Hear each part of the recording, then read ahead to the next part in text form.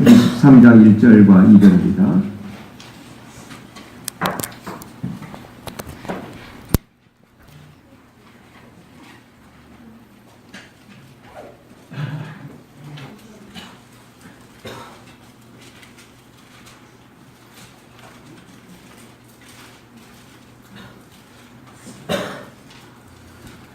그 13장 1절 2절 함께 합독합니다. 시작. 여호와께서 모세에게 일러 이르시되 이스라엘 자손 중에서 사람이나 짐승을 막론하고 태에서 처음 난 모든 것은 다 거룩히 구별하여 내게 올리라. 이는 내 것이니라 하시니라. 우리가 예수 그리스도를 처음 영접하면 우리 안에 성령님께서 와 계신다. 그렇게 우리가 알고 있지 않습니까? 우리가 그 말대로 한다면 우리는 우리의 삶 가운데 성령의 능력을 경험해야 맞습니다. 근데 문제는 과연 구원받은 백성으로서 저와 여러분이 성령의 능력을 경험하고 있냐라고 하는 것입니다. 실제가 되고 있느냐라고 하는 그 물음 앞에서는 우리는 답을 내지 못할 때가 많습니다. 이론상으로는 교리상으로는 그렇습니다. 우리가 예수 믿는 그 순간 성령이 우리 안에 계십니다. 성령 하나님이 우리의 삶을 다스립니다. 라고 그렇게 답을 할지 모르지만 그렇다면 당신은 과연 성령의 지배를 받고 성령님께서 여러분의 삶을 간섭하시고 성령의 능력을 경험하는 삶을 살아가고 있습니까? 라고 하는 그 질문 앞에서는 더 이상 답을 내놓지 못한다고 하는 것입니다. 우리가 이 땅 가운데서 살아가는 것은 세상 가운데 살아가지만 그러나 우리는 세상 가운데 살아가지만 또한 우리는 하나님의 백성으로서 하나님 나라를 이루고 살아가고 있다고 하는 것입니다. 그러니까 이 땅에서 우리는 두 가지의 이중적인 국적을 갖고 있다. 그렇게 말할 수가 있는데 실제 우리의 국적은 하나님 나라의 시민권자라 그렇게 우리가 말할 수 있어요. 죄와 권세를 이기고 승리하신 그 예수 그리스도의 그 부활의 승리를 통해서 저와 여러분은 이제 이 땅에서 놀라운 승리를 경험하는 그런 자리로 가는 하나님 나라의 시민권자라 그 말입니다. 근데 과연 우리는 그런 삶을 살고 있냐고 하는 그 질문 앞에서는 답을 할 수 없다는 것이죠. 우리가 그렇게 살 뿐 아니라 다른 사람을 이렇게 살리게 하는 그런 능력, 그런 생명을 줄 수 있는 자가 되어야 된다고 하는 것입니다. 다시 말하면 예수님을 믿고 난 이후의 삶은 믿기 전의 삶과 대조적으로 다르다고 하는 것이죠. 과연 우리는 그러냐고 하는 것입니다. 그렇다면 왜 우리는 변화되지 않는가? 하나님은 신실하신 분이시고 하나님은 미쁘신 분이시고 그분은 지금도 예나 지금이나 똑같은 능력의 하나님인데 하나님은 변하지 않았습니다. 그런데 왜 우리는 변하지 않느냐고 하는 것입니다. 그분은 우리의 믿음의 대상이잖아요. 그분은 우리의 신뢰의 대상이잖아요. 하나님은 변하지 않았는데 왜 우리는 변하지 않느냐라고 하는 것이죠. 요한계시록 11장 15절에 보면 우리의 마지막 우리들이 어느 자리에 거할 것인가 그것을 잘 말씀해주고 있어요. 자, 함께 읽겠습니다. 시작. 일곱째 천사가 나팔을 불매 하늘에 큰 음성들이 나서 이르되 세상 나라가 우리 주와 그의 그리스도의 나라가 되어 그가 세세토록 왕급하시로다 하니 언젠가 예수님께서는 이 땅 가운데 재림하실 것입니다. 그리고 이 모든 세상의 나라가 하나님 나라 완전한 완성된 하나님 나라 될 것인데 그때 저와 여러분 어떤 자리에 있게 된다고요? 어떤 자리에 있다고 되어 있나요? 어떤 자리에 있다고? 왕의 자리입니다. 세상 나라를 다스리는 이 세상을 다스리는 바로 왕의 권세로서 바로 세세토록 무슨 노릇 한다고요? 왕 노릇 한다고 하는 것입니다. 그것이 우리의 앞으로 우리에게 주어진 놀라운 하나님의 특권이라고 말이에요. 말할 수밖에 없는 이 세상 나라가 주와 그리스도의 나라가 될 그때 우리는 주님과 함께 이 세세토록 이 땅 가운데 왕노릇 할 것이다. 그렇게 요한계시록에서는 말씀하고 있어요. 복음은 타락한 세상을 바꾸기 위해서 하나님의 놀라운 선물로 저와 여러분이 예수 그리스도를 영접함으로 말미암아 하나님의 자녀의 특권을 가졌습니다. 그런데 왜 우리는 우리의 삶도 변하지 않고 세상도 변화시킬 수 있는 그 능력이 없냐는 하는 것입니다. 하나님의 약속은 신실하고 그분은 지금도 동일하게 살아계시고 그분은 신실하신 분이고 미쁘신 분인데 왜 그러냐고 하는 것입니다. 그에 대한 해답이 바로 누가복음 8장에 있습니다. 바로 밭의 문제라고 그렇게 말씀하고 있어요. 씨의 문제가 아니라 밭의 문제다 그렇게 말씀하고 있어요. 함께 누가복음 8장 5절부터 8절을 한번 보시겠습니다. 함께 읽겠습니다. 시작. 씨를 뿌리는 자가 그 씨를 뿌리러 나가서 뿌릴세. 그는 길가에 떨어짐에 밟히며 공중의 새들이 먹어버렸고, 그는 바위에 떨어짐에 싹이 났다가 습기가 없으므로 말랐고, 그는 가시떨기 속에 떨어짐에 가시가 함께 자라서 기운을 막았고, 그는 좋은 땅에 떨어짐에 나서 100배의 결실을 하였느니라. 이 말씀을 하시고 내주시되 들을 게 있는 자들은 들을지어다. 아멘. 네 가지 밭이죠. 하나는 길가 밭입니다. 예, 길가에 떨어지면 공중의 새가 다 먹어버립니다. 물론 이제 예수님께서 이거에 대한 부연 설명을 합니다. 왜 그런가를 설명해요. 그리고 돌밭은 왜 그런가? 거기는 물이 없다는 거죠. 그리고 가시떨기에 떨어진 것은 그 가시나무가 기운을 막아버렸다. 그렇게 말씀하고 있죠. 그러면서 뭐라냐? 들을 게 있는 자는 뭐하라? 들으라. 여러분, 하나님의 말씀은 어디로 듣습니까? 여러분 지금 귀로 듣지 않습니까? 근데 이제 문제는 들어도 세 가지 위험이 있어요. 한 귀로 듣고 한 귀로 흘리는 사람. 예, 그런 사람이 있고요. 그러니까 들어도 무슨 말인지 전혀 몰라요. 그리고 본당을 나가면서 오늘 내가 무슨 말씀 들었나? 아무것도 생각나지 않는. 그것은 뭐예요? 듣긴 들었지만 한 귀로 흘려버렸다는 것이죠. 예, 아무 생각이 없는 거죠. 말씀보다는 지금 다른 데 지금 생각이 가득 차 있다 그 말이에요. 그러니까 말씀이 귀에 들어올 리가 없지요. 또 하나는 듣긴 들어가서 머리로 깨달아요. 예, 그런 사람이 있어요. 깨달으면서 깨달아. 근데 문제는 세 번째로 가야 되는데 그게 안 간다는 거죠. 자, 그럼 어디로 가야 되겠어요? 말씀을 귀로 듣고 머리로 깨닫고 그걸 가슴에 새겨야 돼요. 마음에 새겨야 된다는 거예요. 예, 여기서 지금 들을 게 있는 자는 들으라고 하는 것은 단순히 듣고 그런 말씀이 있구나, 은혜로운 말씀이 있구나, 그것으로 끝나는 것이 아니라 그 말씀을 어디에 새기라는 거예요? 마음에 새기라는 거예요. 예, 여기 밭도 지금 마음의 밭을 얘기하는 거예요. 지금 밭이 좋다는 것은 어느 밭이 좋다는 거예요? 마음의 밭이 좋다는 거예요. 마음이 밭이 옥토가 됐을 때 100배의 결실을 맺겠다 그 말입니다. 여러분, 사람과의 만남도 마찬가지예요. 어떤 사람은 머리와 머리가 만난 사람이 있어요. 서로 상대방의 생각을 읽습니다. 이 사람의 생각이 뭐냐. 그래가지고 서로 이해타산 가지고 서로 사업상 만나면 수싸움 하는 사람들이 있잖아요. 그런 사람들은 머리와 머리가 만남이에요. 근데 진정한 만남은 가슴과 가슴이 만나야 돼요. 예, 그 사람의 마음을 읽어. 그리고 그 사람과 마음을 받아주고 그를 위로해주고 감싸주고 사랑해주는 그런 사람의 만남은요, 가슴과 가슴의 만남이에요. 마음과 마음의 만남이다 그 말입니다. 우리의 사람과의 만남도 어떤 만남이 돼야 되겠어요? 마음과 마음의 만남이 돼야 되겠죠. 근데 하나님과 마찬가지예요. 우리가 하나님께 바로 가슴을 열고 나가야 돼요. 그 얘기는 뭐냐면 말씀이 가슴에 새겨진 사람, 마음에 새겨진 사람은 하나님 앞에 가슴을 열고 나가게 돼 있어요. 하나님을 진정으로 만날 수 있다 그 말입니다. 하나님을 왜 못 만나느냐? 말씀이 한 귀로 듣고 한 귀로 세버리고 머리로만 깨달아지기 때문에, 머리는 큰데 이론은 큰데 가슴에 새기지 않았기 때문에 하나님을 만날 수 없다 그 말입니다. 하나님을 경험하지 못하는 거예요. 그래서 중요한 것은 하나님을 경험하는 자리까지 가야 된다 그 말입니다. 그래야 우리의 삶의 변화가 있는 거예요. 지금 삶의 변화가 없는 것은 들을 기가 없다 그 말이에요. 그 얘기는 뭐냐면 듣고 깨닫기는 하지만 가슴에 새기지 못한다 그 얘기입니다. 여러분, 성령께서 처녀인 마리아를 사용해서 예수님을 잉태한 것처럼 하나님은요, 사람의 밭을 사용하십니다. 하나님의 나라를 확장시키는데, 지금 이 10분인 자 비유는 하나님 나라에 대한 비유잖아요. 지금 하나님 나라가 어떻게 확장될 것이다, 그걸 지금 얘기하고 있어요. 그러니까 하나님 나라를 확장하는 데 있어서 어떤 밭을 이용한다고요? 누구의 밭을?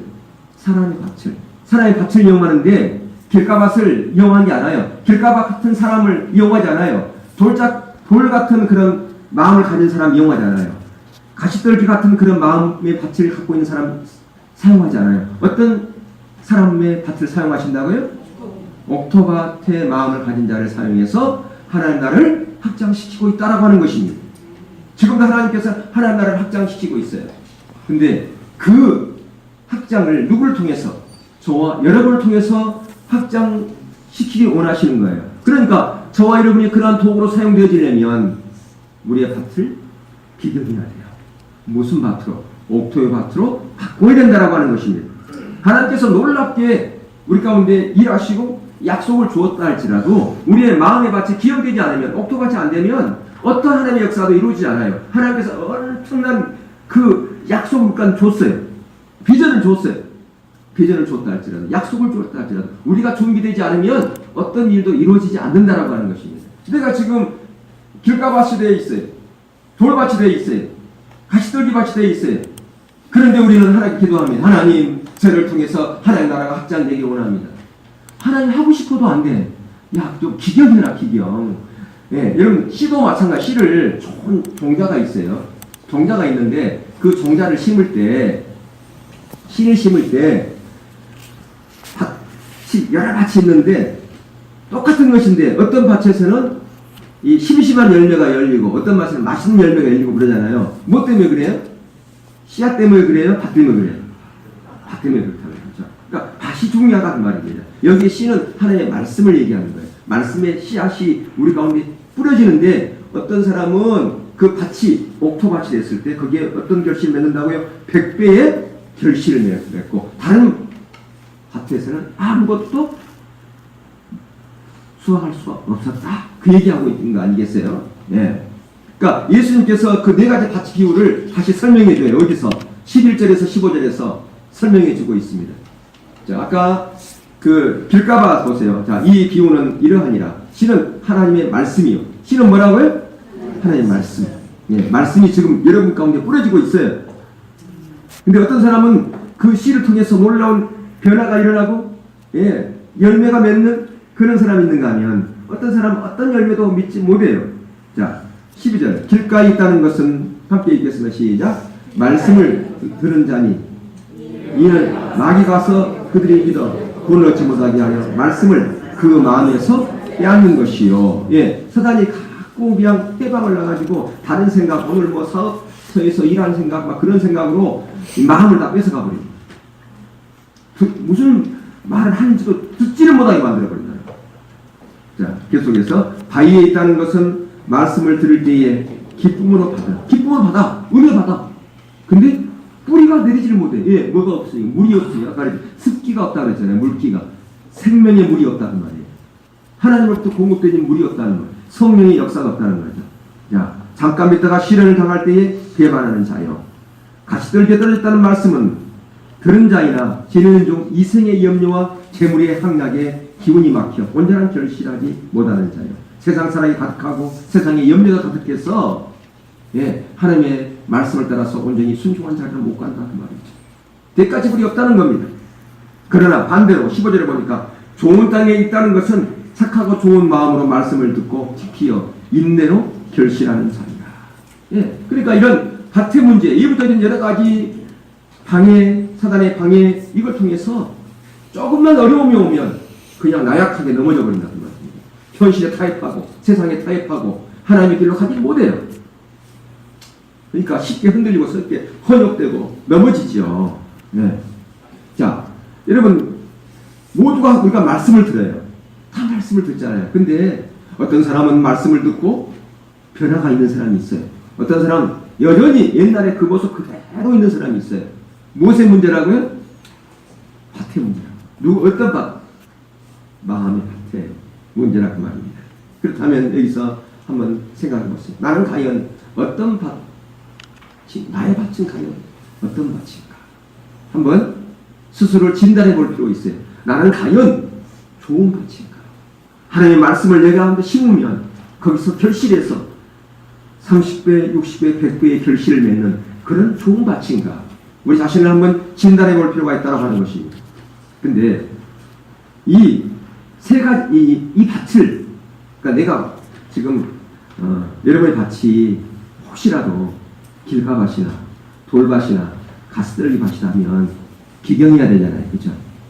예. 근데 성경 말씀에 세 가지 가지고 기경하라 그렇게 되어 있어요. 우리의 이 딱딱한 마음의 밭을 기경하는 것이 있어요.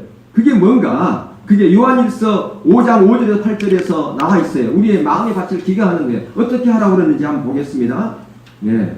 자, 비옥하고 기름진 땅으로 우리의 마음의 밭을 바꾸려면 기경을 해야 돼요. 예. 자, 봅시다. 시작. 예수께서 하나님의 아들이심을 믿는 자가 아니면 세상을 이기는 자가 누구냐? 이는 물과 피로 임하심이시니 곧 예수 그리스도시라. 물로만이 아니요 물과 피로 임하셨고 증언하는 이는 성령이시니 성령은 진리시니라. 증언하는 이가 셋이니 성령과 물과 피라. 또한 이 셋은 합하여 하나이니라. 예, 여러분 예수님의 제자 중에서 베드로와 요한이 예수님을 신앙 고백을 할 때 예수님은 하나님의 아들이고 예수님이 그리스도라. 그렇게 그는 신앙 고백할 뿐 아니라 당당하게 모든 사람들 앞에 선포했어요. 그렇게 선포한 그것은 실제로 예수님을 만났기 때문에 자신에게 선포한 것이잖아요. 그리고 요한일서 5장 1절에 보면 그 앞절에 보면 예수님을 그리스도라 믿는 자가 하나님께로부터 난 자다 그렇게 얘기하고 있어요. 예수님을 그리스도라고 믿는 자가 누구로부터 난 자라고요? 하나님께로 난 자다. 그리고 5절에서는 자 거기 오늘 방금 읽었던 5절에서 뭐라고 그래요? 여기 보면 예수님이 하나님의 아들의 것을 믿는 자가 뭘 이긴다고요? 세상을 이긴다고 했어요. 예. 자, 그러니까 세상을 이기는 사람들의 공통적인 그 특징이 뭐냐면 이 세 가지를 다 갖추고 있는 거예요.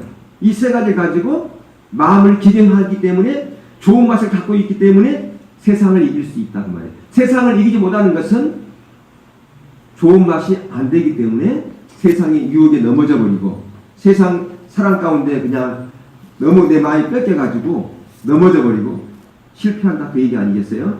자, 여러분 증거라고 하는 것은 사실을 증명하기 위해 드러낸 근거다. 그렇게 이 국어사전적 의미가 그래요. 근데 자 예수님께서 저와 여러분을 위해서 십자가에 달려 죽으심으로 말미암아 사단의 세력을 꺾어버리고 저와 여러분을 죄에서 건져내신 것 그것을 증명하는 것에 있어서 세 가지가 있다고 말입니다. 우리가 더 이상 노예의 삶을 안 살, 사단의 노예가 아니라 하나님의 삶, 하나님의 자녀로서의 삶을 살아가는 그 삶의 증거가 있다고 말이죠. 그게 바로 믿음 생활이죠. 우리가 믿음 생활 한다는 것은 뭐예요? 하나님의 자녀된 그 삶의 증거가 있다고 하는 것이 아니겠어요? 변화된 삶의 증거가 있다는 거 아니겠어요? 그게 바로 이 세 가지 증거가 뭐냐? 피와 물과 성령이다 그 말입니다. 자, 그러면 봅시다. 피는 저와 여러분의 죄의 문제를 해결할 때 예수 그리스도의 피로만 해결되는 것이죠. 아멘? 예. 그러니까 사단이 왜 우리를 고소하지 못하는가? 예수 그리스도의 그 피로 저와 여러분이 씻김 받았기 때문에 더 이상 사단이 우리 가운데 우리를 고소하지 못하고 우리를 제약 가운데 우리를 넘어지게 하지라도 다시 우리가 일어설 수 있는 근거는 바로 예수 그리스도의 보혈이라고 말입니다. 더 이상 우리는 사단의 종이 아니에요. 아멘? 예, 그게 뭘로 이루어졌다고? 예수 그리스도의 보혈로 씻음 받기 때문에 새롭게 변화되었기 때문에 그게 가능하다고 하는 것입니다. 여러분, 죄라고 하는 것은요, 사단의 세력을 끌어들이는 거예요. 여러분, 어떤 오물들이 있으면 그게 파리들이 끊잖아요. 예, 죄가 있으면 우리 가운데 뭐가 들어오느냐? 사단이 슬며시 우리 가운데 들어옵니다. 사단이 직접 들어온 것은 아니고 사단의 그 세력들이 우리 가운데 우리를 넘어뜨리게 만든다 그 말입니다. 여러분 쓰레기통에 계속 쓰레기를 집어넣는 것 같은 거예요. 죄가 처리되지 않은 사람은 사단이 들어오는 그릇이 될 수밖에 없어요. 사단의 지배를 받고 살아갔다 그 말이에요.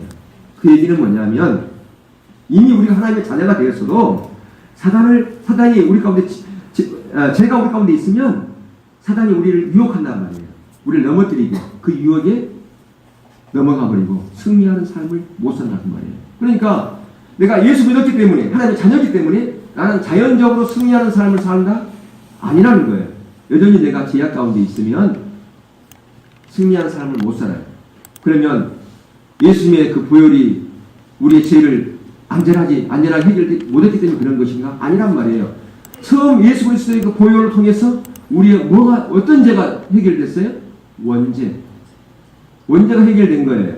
그렇죠. 근데 계속해서 속에서 우리를 넘어지게 하는 그 자범죄, 그 자범죄는 우리가 연약하기 때문에 지울 수 있어요.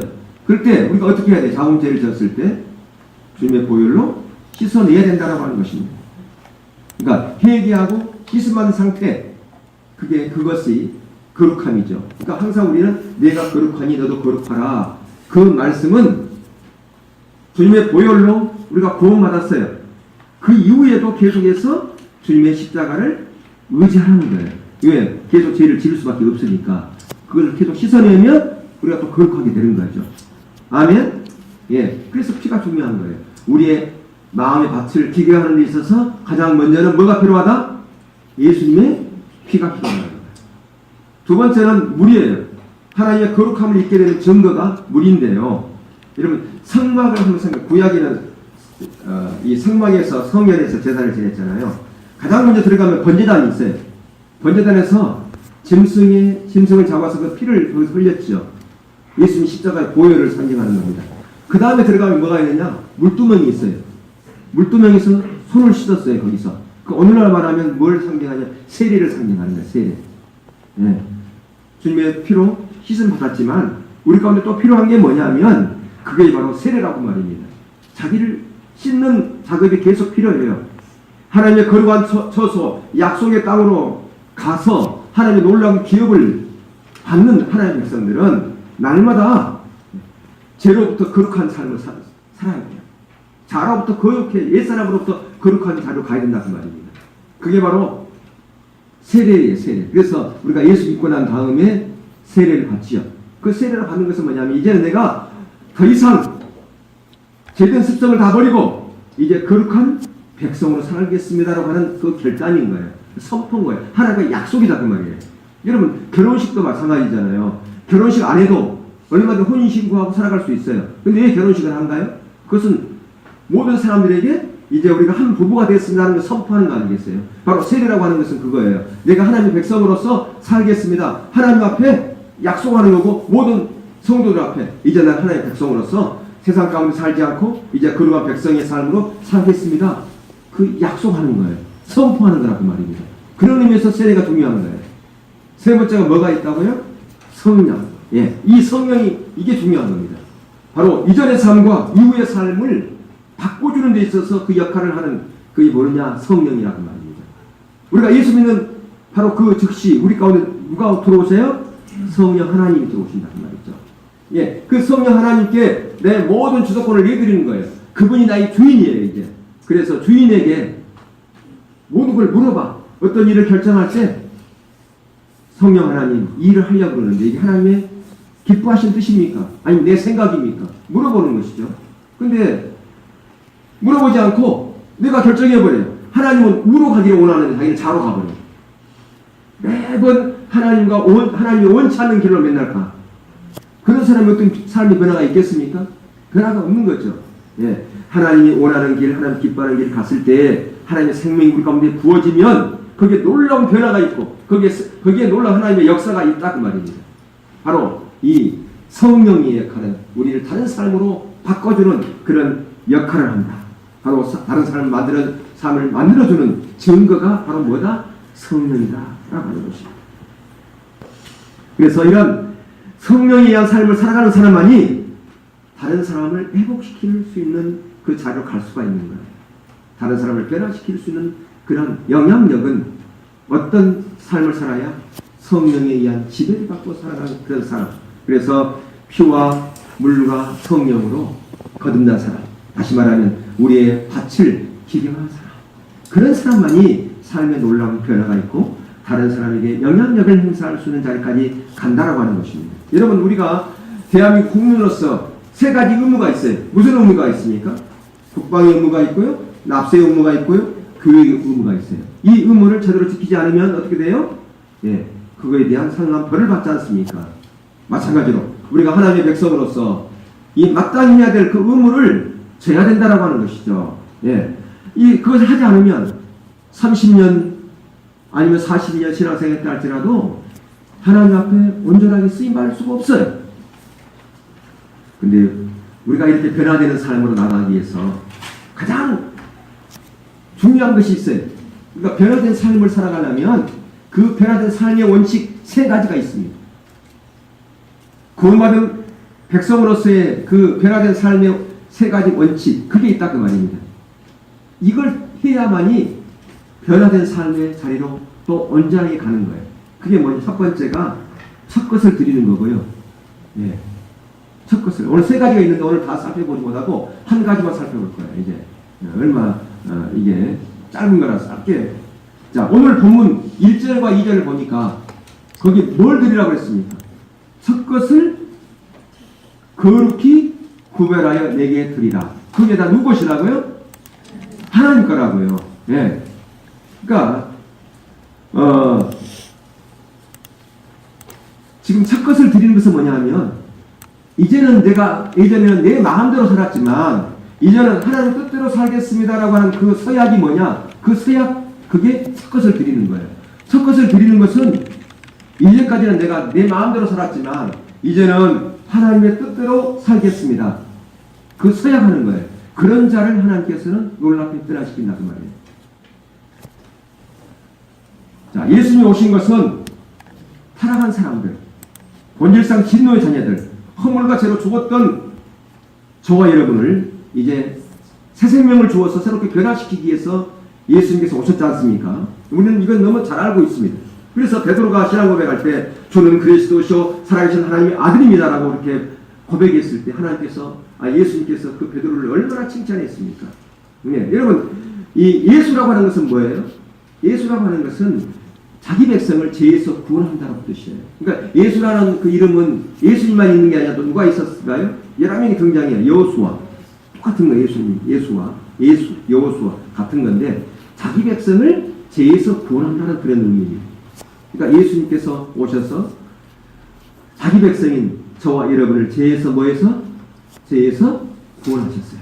그러면 그리스도라고 하는 것은 구약에서 메시아인데 기름 부음 받은 자, 예, 그런 뜻이에요. 또 기름을 부어주러 오신 분, 그런 뜻인데요. 예, 바로 저와 여러분에게 기름 부어주시는 겁니다. 어떻게? 왕으로, 제사장으로서, 장자로서 기름 부어 오셨어요. 그럼 어떻게 기름 부어주시는가 그걸 보셔야 돼요. 그분께서 저와 여러분의 죄를 해결하시고 하나님의 자녀가 된 그것은 바로 우리 가운데 놀라운 기름 부음을 부었다. 구약에서는 어떤 사람에게만 기름을 부었어요? 왕, 제사장, 선지자인. 예, 바로 예수님께서 저와 여러분에게 기름 부으러 오셨어요. 이게 놀라운 영적인 의미가 있다라고 하는 것을 여러분 기억할 필요가 있어요. 예, 하나님께서는 우리 가운데 지금 놀라운 영적으로 기름 부어요. 왜 기름 부어줬을까? 기대하면서 들어보세요. 예.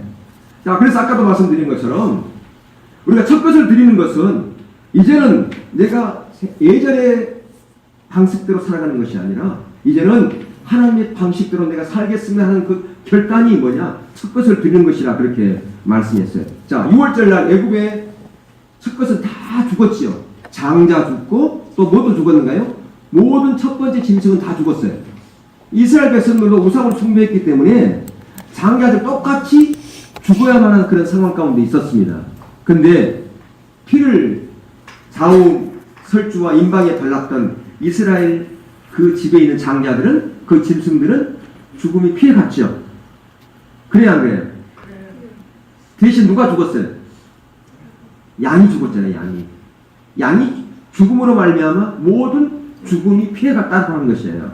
하나님께서 내가 양을 주고 너희를 샀으므로 너희들은 다 내 장자다. 그렇기 때문에 너희들은 다 내 것이다. 그렇게 말씀하셨어요. 하나님께서. 그러니까 장자는 다 누구 것이라고요?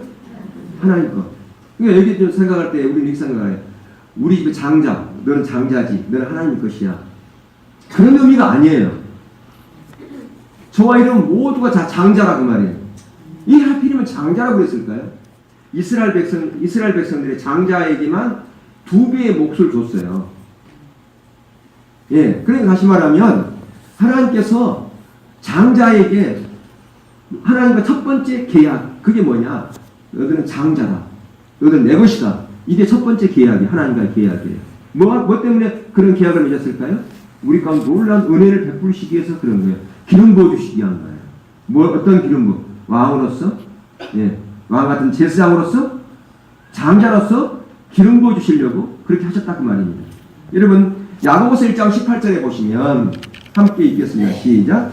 그가 그 피조물 중에 우리로 한 첫 열매가 되게 하시려고 자기 뜻을 따라 진리의 말씀으로 우리를 낳으셨느니라. 예, 첫 열매, 그 으뜸이라는 거예요. 또 장자라는 뜻이 있어요. 하나님께서 장자를 부르셨어요. 예, 장자 나라로 우리를 부르셨어요. 자, 그러니까 왕 같은 제사장, 장자권, 이게 세 가지 특징이 있어요. 뭐냐? 왕권, 제사장권이 있어요. 그러니까 왕 같은 제사장이라는 것은 왕권을 얘기하는 것이고 제사장권을 얘기하는 거예요. 근데 또 하나는 여기는 뭐냐? 구약에는 선지자인데 여기서는 두 배의 몫인 장자권을 얘기하고 있는 거예요. 예, 그것을 위해서 우리 가운데 기름 부어 오셨다니까요. 누가? 예수님께서 우리 죄를 사해줄 뿐 아니라 그분이 우리에게 기름 부어주시기 위해서 오신 거예요. 그러니까 예수 그리스도잖아요. 그죠? 예, 죄에서 자기 백성을 구원할 뿐 아니라 우리 가운데 뭘 부어주신다고요? 기름 부어주셔요. 어떻게? 왕으로서, 제사장으로서 두 배의 몫을 받는 장자로서. 예, 그렇게 기름 부었다 그 말입니다. 그러니까 지금 저와 여러분 모두가 다 그 놀라운 특권을 누릴 수 있어야 돼요. 아멘? 예. 근데 문제는 세례를 받을 때 그것은 하나님과 약속이에요. 이제는 내가 하나님 뜻대로 살겠습니다. 라고 하는 그것을 모든 사람들이 선포하고 하는 게 약속이 세례거든요. 세례. 근데 세례 받고 나서 여전히 옛날 그 모습 그대로라면 문제가 있다 그 말입니다. 자, 그럼 어떻게 하면 그 장자권, 그 두 배의 몫을 받는 그런 자리에 가야 되느냐? 첫 번째는 예배가 돼야 돼요. 예배 드리는 삶을 살아야 돼요. 여러분, 예배 드리는 거, 아까 우리가 찬양 경배를 드렸잖아요. 그러니까 아직도 그런 인식을 갖고 있는 사람들이 있어요. 만약에 우리가 예배 드리고 어떤 일을 시작합시다. 이제 그렇게 하면서 우리 이제 설교회 이런 데서 하면서 찬양과 경배만 하고 다른 거 하거든요. 그러면 예배 먼저 드리고 합시다. 그래 놓고는 찬양과 경배만 딱 드리고 끝났어. 이거 예배에 마쳤습니다. 그런단 말이에요. 그러면 우리는 이상한 생각을 무슨 예배를 마쳐 찬양이 있지. 찬양은 어떤 일을 시작할 때 그냥 준비로 하는 거잖아. 근데 무슨 예배를 드리고 일을 시작한다, 회의를 시작한다 그러는데 찬양과 경배만 마치고 어떤 회의를 시작했어. 그러면 사람이 생각하는 거예요. 무슨 예배를 드려. 그냥 준비 찬송했구만. 이렇게 생각하는 사람이 있어요. 예. 여기도 그런 분 계실 거예요, 지금. 근데 그게 예배예요. 찬양과 예배의 핵심은 뭐라고 그랬어요? 찬양과 경배. 찬양과 경배가 예배 중에 핵심이니까 그게 예배라 그 말이에요. 근데 우리는 찬양 경배하고 말씀을 안 증가하면서 성경 한 절이라도 읽고 주기도문을 마치면 축도를 마치면 그게 예배라고 생각한다 그 말이에요. 예. 근데 진정한 예배는 찬양과 경배라니까요. 근데 예배의 삶을 살아야 된다고 하는 것은 뭐냐면 우리의 모든 삶 가운데 예배가 되어야 된다 그 말이에요. 찬양과 경배가 되어야 된다 그 말이에요. 그 얘기는 뭐예요? 살아가면서 계속 찬양 경배 부르라는 얘기예요? 아니죠. 찬양과 경배는 뭐예요? 가사 하나하나에 우리의 신앙을 고백하고 그분을 높이는 거 아니에요? 다시 말하면 우리의 모든 삶의 영역에서 그분을 높이고 그분을 경배하는 그런 삶, 그게 예배다 그 말이에요. 그게 삶의 예배라 그 얘기예요. 그거 하라는 그 얘기입니다. 예. 그러니까 하나님이 나의 진정한 주인이라고 하는 것을 나의 모든 삶의 영역에서 고백되어야 된다 그 얘기하고 있는 거예요. 근데 그 고백되어진 그 부분에 있어서 뭐가 필요한가? 첫 것을 드리는 것이 필요해요. 그러니까 찬양과 경배 끝나고 나서 우리 헌금을 드리잖아요. 헌금은 찬양과 경배의 연속상에 연결되는 거예요, 이게. 찬양과 경배의 마지막 단계가 헌금을 드리는 거예요. 찬양과 경배를 하나님께 드렸죠? 예, 헌금도 하나님께 드리는 거라 그 말이에요. 근데 그 드리는 것 중에 첫 열매를 드리는 거라 그 말이에요. 첫 열매. 그게 헌금이라 그 말입니다. 예, 그게 뭐냐? 11조라 그 말이에요. 첫 열매가 뭐냐? 11조라 그 말이에요. 자, 출애굽기 13장 11절 16절 여기 안 나와요. 아까 우리가 성경 찾았기 때문에 여러분 그 성경책에 조금 뒤로 가면 11절이 나와요. 자, 11절부터 한번 16절 한번 읽겠습니다.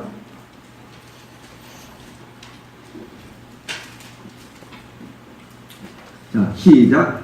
여호와께서 너와 네 조상에게 맹세하신 대로 너를 가나안 사람의 땅에 인도하시고 그 땅을 내게 주시거든 너는 태에서 처음 난 모든 것과 내게 있는 가축의 태에서 처음 난 것을 다 구별하여 여호와께 돌리라. 숫것은 여호와의 것이니라. 나귀의 첫 새끼는 다 어린 양으로 대속할 것이요 그렇게 하지 아니하려면 그 목을 꺾을 것이며 내 아들 중에 처음 난 모든 자는 대속할지니라. 이후에 내 아들이 내게 묻기를 이것이 어찌 되느냐 하거든 너는 그에게 이르기를 여호와께서 그 손의 권능으로 우리를 애굽에서 곧 종되었던 집에서 인도하여 내실세 그때 바로 그가 안악하여 우리를 보내지 아니하매 여호와께서 애굽 나라 가운데 처음 난 모든 것은 사람의 장조로부터 가축의 처음 난 것까지 다 죽이셨으므로 태에서 처음 난 모든 수컷들은 내가 여호와께서 제사를 드려서 내 아들 중에 모든 처음 난 자를 다 대속하리니 이것이 내 손의 기호와 내 미간의 표가 되리라.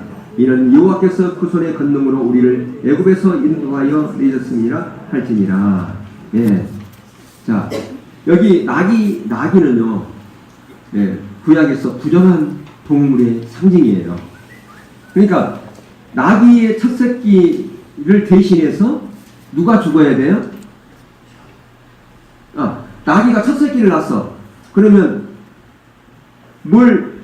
뭐가 대신하라고 그랬어요? 대신해서 그 희생을 드리라고 그랬나요? 어린 양을. 그러니까 나귀 새끼 대신에 어린 양이 죽는 거예요. 예. 양이 좀 억울하잖아요. 얘 나귀 새끼를 대신해서 내 새끼가 죽어? 그럴 거 아니겠어요? 말을 한다면 근데 여기에 엄청난 영적인 의미가 있어요. 야, 나귀는 부정한 짐승이라고 그랬지 않습니까? 예, 바로 이게 뭘 상징하느냐? 저와 여러분을 상징하는 죄악, 죄로 가지고 원죄로 태어난 저와 여러분을 얘기합니다. 타락의 본질 가운데서 진노의 성령, 그게 바로 바로 이 나귀 새끼와 같은 거예요. 나귀와 같은 거예요. 그럼 부정한 짐승처럼 저와 여러분이 그렇게 하나님의 은혜가 아니면 살아갈 수 없는 그런 자였다 그 말이에요. 그런 저와 여러분을 예수 그리스도께서 어린 양 되신 예수 그리스도께서 대신 죽으심으로 말미암아 저와 여러분이 언제나 캐티같다라고 하는 것을 말합니다. 지금 여기서. 그러니까 만약에 그 어린 양 희생 제물이 없으면 그걸 안 드리면 그 나귀를 어떻게 하라고 그랬나요? 목을 꺾으라고 그랬어요. 왜 목을 꺾으라고 그랬을까요? 목이 고든 백성이니까. 목이 고드니까. 예수 그리스도의 보혈을 힘입지 않아. 그걸 의지하지 않아. 왜 그런가? 목이 고다가. 그러니까 목을 꺾는 거예요. 네. 여러분, 그러나 어린 양의 그 피로 말미암아 우리가 죄에서 자유케 되었고 우리의 인생이 보장되었다 그 말입니다. 근데 거기 보면 또 이런 게 있어요. 민수기 18장 16절에 보면 그 사람을 대속할 때에는 난지 한 달 이후에 내가 정한 대로 성수의 세계를 따라 은 5세겔로 대속하리라. 한 세겔은 20데라임이라. 예. 자, 무슨 모든 집에 장자가 태어나면 양을 대신해서 은 5세겔을 내게 해서 대속하게 했어요. 예. 그러니까 5세겔, 은 5세겔을 내면 양을 안 잡아도 됐습니다. 예. 그러니까 근데 예, 우리가 그 구약에 보면 장자로 태어났지만 하나님께 구별된 삶을 살지 못함으로 말미암아 장자권을 잃어버린 사람이 있어요. 대표적인 사람 두 사람을 꼽으라면 에서와 루벤입니다. 그렇죠. 에서 장자권을 너무 소홀하게 했어요. 그게 하나님께 주신 거룩한 것이에요. 여러분 보세요. 장자를 보호하기 위해서 어린 양이 희생됐잖아요. 얼마큼 하나님은 장자를 귀하게 여기세요. 그런데 그런 장자권을 함부로 여겼다고 말이에요. 그러니까 하나님을 경외하지 않았기 때문에 그렇다는 거죠. 그렇기 때문에 중요한 것은 뭐냐? 저와 여러분 마찬가지예요. 예수 그리스도의 보혈로 말미암아 저와 여러분을 장자로 부르셨고요. 장자의 나라로 세우셨어요. 예, 그게 새 이스라엘이고 그게 그리고 하나님의 백성이에요. 그런데 그러한 장자권을 함부로 해서는 안 된다는 말이에요. 그 장자의 특권을 누리는 자리로 가야지. 그 장자 그게 뭔데? 그게 소홀히 여기면 안 된다는 말입니다. 함부로 그것을 소홀히 여겨가지고 그 장자권을 잃어버리면 안 된다고 하는 것입니다. 여러분, 하나님의 놀라운 약속은 바로 이런 장자에게 주어졌다. 하나님께서 왜 우리를 장자로 불렀을까요? 아까도 얘기했잖아요. 왕으로서, 제사장으로서 2배의 몫을 받는 상속자로 주시기 위해서, 상속권을 주시기 위해서 장자로 불렀다. 장자만이 상속권이 주어질 수 있기 때문에. 아멘? 예. 그러니까 다시 말해 하나님의 놀라운 축복을 우리 가운데 주시기 위해서 우리를 장자로 불렀다고 하는 거예요. 그러니까 장자권이 너무너무 소중한 거라 그 말이죠.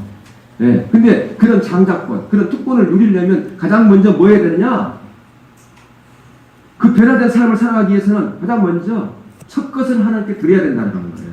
지금 여러분들이 일주일의 첫날 여기 오신 거예요. 예. 성수주일이 뭔지 아세요? 일주일의 첫날 하나님께 내 삶을 드리는 거예요. 그게 주일 성수예요. 이해되세요? 예. 첫 것을 하나님께 드리는 게 그게 11조예요. 첫 것을 드리라 그런 거예요.